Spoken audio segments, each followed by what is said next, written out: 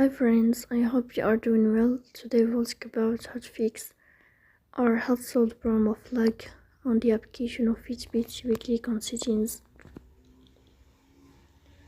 In this page, you will go here to apps, default apps, app settings.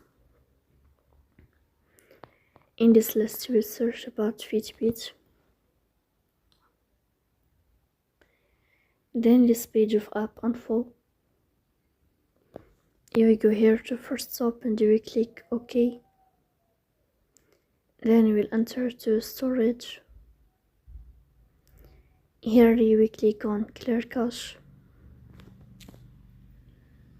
Then we click on this sign. You will turn on your airplane mode and you will turn off your airplane mode again to fix that problem. So please don't forget, support us by like and subscribe. See you next time.